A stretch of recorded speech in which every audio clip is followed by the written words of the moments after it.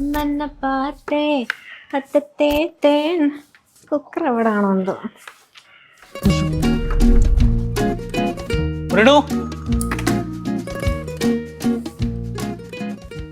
എന്ത് തോന്നിവാസ കാണിച്ചു വെച്ചിരിക്കണം മൃണു? എന്താ പ്രശ്നം ഗോപ? ആ കാറിന്റെ ബമ്പർ എങ്ങനെയാ ചളിങ്ങിയെ? ചോദിച്ചു കേട്ടില്ല, ആ കാറിന്റെ ബമ്പർ എങ്ങനെയാ ചളിങ്ങിയെ?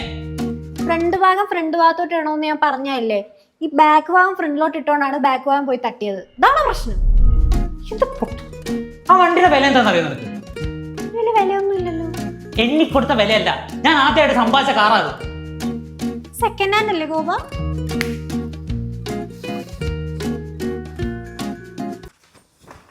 ഇത്രക്കൊക്കെ എക്സ്പ്രഷൻ ഇടാനുണ്ടോ? കഴിഞ്ഞ മാസം ഇൻഷുറൻസിന്റെ കാലാവധി കഴിഞ്ഞു. ഇനി എന്റെ പോക്കറ്റിൽ നിന്ന് കാശ് കൊടുത്ത് നേരെയാക്കണം. ഓ, അപ്പൊ പോക്കറ്റിൽ നിന്ന് കാശ് പോകുന്നതാ പ്രശ്നം. എനിക്കെന്തേലും പറ്റിയോന്നല്ല. ഒരു ബമ്പർ ചളിങ്ങിയാൽ നിനക്ക് എന്ത് പറ്റാനാണ് മൃണു? അപ്പൊ ബമ്പർ ചളിങ്ങിയതാ പ്രശ്നം അല്ലേ? Holy shit. എന്താ ഇത്? എനിക്ക് മനസ്സിലാവുന്നുണ്ട് കേട്ടോ. അന്ന് കാർ ഇടിച്ച സമയത്ത് അതിനകത്തിരുന്നങ്ങ് ചത്തുപോയാ മതിയായിരുന്നു. ലോക ചരിത്രത്തിൽ ബമ്പർ ചളിങ്ങി ചത്തവരാരുമില്ല. അപ്പൊ ഞാൻ ചാവാത്ത പ്രശ്നം അല്ലേ? ഇപ്പൊ ശരിയാക്കി തരാം.